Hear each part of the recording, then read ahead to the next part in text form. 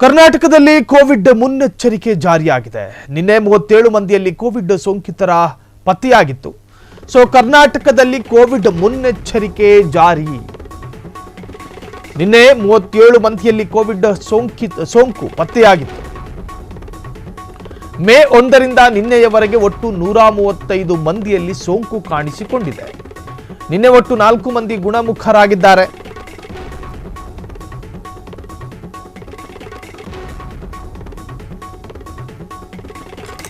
ಒಟ್ಟು ನಿನ್ನೆ ಒಂದೇ ದಿನ 382 ಮಂದಿಗೆ ಕೋವಿಡ್ ಸೋಂಕು. ಇವರಲ್ಲಿ 19.17% ಮಂದಿಗೆ ಸೋಂಕು ಪತ್ತೆಯಾಗಿದೆ. ಕರ್ನಾಟಕದಲ್ಲಿ ಕೋವಿಡ್ ಮುನ್ನೆಚ್ಚರಿಕೆ ಜಾರಿಯಾಗಿದೆ. ನಿನ್ನೆ 37 ಮಂದಿಯಲ್ಲಿ ಕೋವಿಡ್ ಸೋಂಕಿತರ ಸೋಂಕು ಪತ್ತೆಯಾಗಿರುವಂತಹದ್ದು. ಮೇ 1ರಿಂದ ನಿನ್ನೆಯವರೆಗೆ ಒಟ್ಟು 135 ಮಂದಿಯಲ್ಲಿ ಸೋಂಕು ಕಾಣಿಸಿಕೊಂಡಿದೆ. ನಿನ್ನೆ ಒಟ್ಟು 4 ಮಂದಿ ಗುಣಮುಖರಾಗಿದ್ದಾರೆ. ಇದರ ಹಿನ್ನೆಲೆಯಲ್ಲಿ ರಾಜ್ಯದಲ್ಲಿ ಹೊಸ ನಿಯಮವನ್ನು ಜಾರಿಗೆ ತರೋದಕ್ಕೆ ಈಗ ತೀರ್ಮಾನಗಳನ್ನು ಕೈಗೊಳ್ಳಲಾಗಿದೆ. ರಾಜ್ಯಕ್ಕೂ ಒಕ್ಕರಿಸ್ತಾ ಹಾಗಾದರೆ ಕೋವಿಡ್ ಮಹಾಮಾರಿ. ನಿನ್ನೆ 37 ಮಂದಿಯಲ್ಲಿ ಕೋವಿಡ್ ಸೋಂಕು ಕಾಣಿಸಿಕೊಂಡಿದೆ. ಇದರರ್ಥ ಹಂತ ಹಂತವಾಗಿ ಮತ್ತೆ ಕೊರೋನಾ ಬೇರೂರ್ತಾ ಇದೆಯಾ ರಾಜ್ಯದಲ್ಲಿ. ಮೇ 1ರಿಂದ ನಿನ್ನೆಯವರೆಗೆ ಒಟ್ಟು 135 ಮಂದಿಯಲ್ಲಿ ಸೋಂಕು ಕಾಣಿಸಿಕೊಂಡಿದೆ. ನಿನ್ನೆ ಒಟ್ಟು 4 ಮಂದಿ ಗುಣಮುಖರಾಗಿದ್ದಾರೆ. ಒಟ್ಟು 54 ಮಂದಿ ಗುಣಮುಖರಾಗಿದ್ದಾರೆ. ನಿನ್ನೆ ಒಂದೇ ದಿನ 382 ಮಂದಿಗೆ ಕೋವಿಡ್ ಪರೀಕ್ಷೆಗಳಾಗಿದೆ. ಇದರಲ್ಲಿ 19.17% ಮಂದಿಗೆ ಸೋಂಕು ಪತ್ತೆಯಾಗಿದೆ. ಕರ್ನಾಟಕದಲ್ಲಿ ಕೋವಿಡ್ ಮುನ್ನೆಚ್ಚರಿಕೆ ಜಾರಿಯಾಗಿರುವಂತಹ ಕೋವಿಡ್ ಸೋಂಕಿಗೆ ಆತಂಕ ಪಡುವ ಅಗತ್ಯವಿಲ್ಲ ಅಂತ ಹೇಳಿ ಆರೋಗ್ಯ ಇಲಾಖೆಯು ಕೂಡ ಸೂಚನೆ ಕೊಟ್ಟಿದೆ. ರಾಜ್ಯದಲ್ಲಿರುವ ಒಟ್ಟು ಸಕ್ರಿಯ ಕೋವಿಡ್ ಪ್ರಕರಣ 80. ಇದರಲ್ಲಿ 76 ಮಂದಿ ಮನೆಯಲ್ಲೇ ಗುಣಮುಖರಾಗುತ್ತಿದ್ದಾರೆ. 4ರಲ್ಲಿ ಒಬ್ಬರು ಸರ್ಕಾರಿ ಆಸ್ಪತ್ರೆಯಲ್ಲಿ ದಾಖಲಾಗಿದ್ದಾರೆ. ಉಳಿದ 3 ಖಾಸಗಿ ಆಸ್ಪತ್ರೆಯಲ್ಲಿ ಟ್ರೀಟ್ಮೆಂಟ್ ಪಡೆಯುತ್ತಿದ್ದಾರೆ. ಕೋವಿಡ್ ಸೋಂಕಿನ ಬಗ್ಗೆ ಆತಂಕ ಪಡುವ ಅಗತ್ಯ ಇಲ್ಲ. ಕರ್ನಾಟಕದಲ್ಲಿ ಕೋವಿಡ್ ಮುನ್ನೆಚ್ಚರಿಕೆಯನ್ನು ಜಾರಿ ಮಾಡಲಾಗಿದೆ. ಇನ್ನು ರಾಜ್ಯದ ಜನ ಕೂಡ ಆತಂಕ ಪಡುವಂತಹ ಅವಶ್ಯಕತೆ ಇಲ್ಲ. ಮುಂಚೆ ಕೋವಿಡ್ ಲಕ್ಷಣಗಳು ಕಂಡ್ರೆ ಕ್ವಾರಂಟೈನ್, ಐಸೋಲೇಷನ್ ಈ ತರಹದ ನಾನಾ ಕಠಿಣ ಕ್ರಮಕ್ಕೆ ಒಳಗಾಗಬೇಕಿತ್ತು. ಆದರೆ ಈಗ ಅದರಲ್ಲಿ ಸಡಿಲಿಕೆ ಇದೆ. ಈಗ ಬರ್ತಾ ಇರತಕ್ಕಂತಹ ಕೋವಿಡ್ ಸೋಂಕಿನಲ್ಲಿ ಆ ತರಹದ ಅಪಾಯಕಾರಿಯಾದಂಥ ಲಕ್ಷಣಗಳೆಲ್ಲೂ ಕೂಡ ಗೋಚರ ಆಗಿಲ್ಲ. ತಕ್ಷಣಕ್ಕೆ ಗುಣಮುಖರಾಗ್ತಾ ಇದ್ದಾರೆ. ಟ್ರೀಟ್ಮೆಂಟಿಗೆ ಸ್ಪಂದನೆ ಕೊಡ್ತಾ ಇದ್ದಾರೆ. 4 ಈಗಾಗಲೇ ಗುಣಮುಖರಾಗಿದ್ದಾರೆ. ಮನೆಯಲ್ಲೇ ಕೂತು ಗುಣಮುಖರಾಗಿದ್ದಾರೆ. ಕೋವಿಡ್ ಸೋಂಕಿಗೆ ಆತಂಕ ಪಡುವ ಅಗತ್ಯ ಇಲ್ಲ.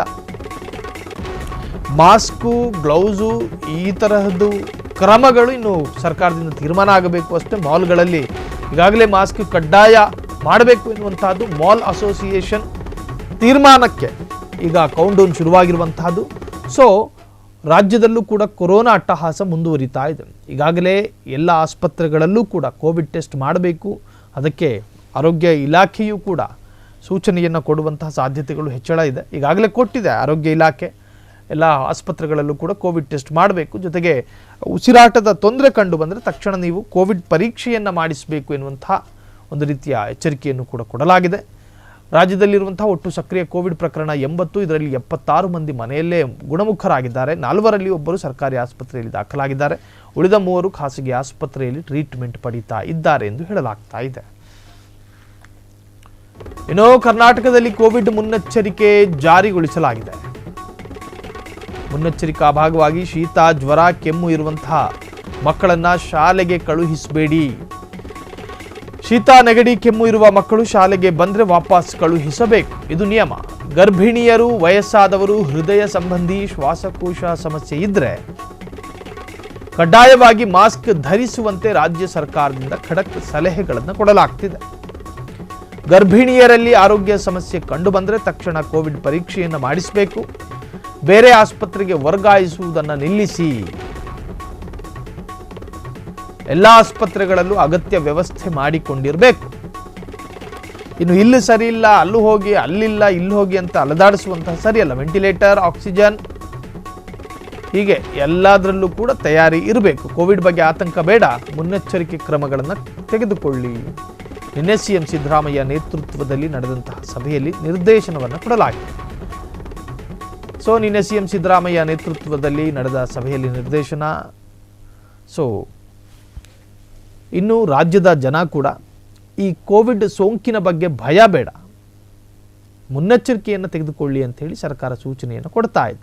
ಮುನ್ನೆಚ್ಚರಿಕೆ ಅಂತ ಹೇಳಿದ್ರೆ ಇನ್ನು ಸಾಕಷ್ಟು ಗರ್ಭಿಣಿಯರಲ್ಲಿ, ಮಕ್ಕಳಲ್ಲಿ ಈ ತರಹದ ಲಕ್ಷಣಗಳು ಕಂಡುಬಂದಾಗ ಆ ಆಸ್ಪತ್ರೆಯಿಂದ ಬೇರೆ ಆಸ್ಪತ್ರೆಗೆ ವರ್ಗಾಯಿಸುವಂತಹ ಪ್ರಯತ್ನಗಳು ಆಗಬಾರ್ದು. ಕಾರಣ ಆ ಸಂದರ್ಭದಲ್ಲೇ ಗೋಲ್ಡನ್ ಅವರ್ಗಳು ನಷ್ಟ ಆಗುತ್ತೆ. ಸೊ ಹಾಗಾಗಿ ಎಲ್ಲ ಆಸ್ಪತ್ರೆಗಳಲ್ಲೂ ಕೂಡ ಅದಕ್ಕೆ ಸಂಬಂಧಪಟ್ಟಂತಹ ಸೂಕ್ತವಾದ ಟ್ರೀಟ್ಮೆಂಟ್ ಕೊಡುವಂತಹ ಎಲ್ಲ ವ್ಯವಸ್ಥೆಗಳು ಆಗಿರಬೇಕು ಎನ್ನುವಂತಹದ್ದು ರಾಜ್ಯ ಆರೋಗ್ಯ ಇಲಾಖೆಯ ಖಡಕ್ ಸೂಚನೆಯಾಗಿದೆ. ಕ್ಷಣ ಕ್ಷಣದ ಸುದ್ದಿಗಳಿಗಾಗಿ ಫ್ರೀಡಂ ಟಿವಿ ಸಬ್ಸ್ಕ್ರೈಬ್ ಮಾಡಿ, ಲೈಕ್ ಮಾಡಿ ಹಾಗೂ ಫಾಲೋ ಮಾಡಿ. ಹೊಸ ಸುದ್ದಿಗಳ ನೋಟಿಫಿಕೇಶನ್ಗಾಗಿ ಬೆಲ್ ಐಕಾನ್ ಮೇಲೆ ಕ್ಲಿಕ್ ಮಾಡಿ.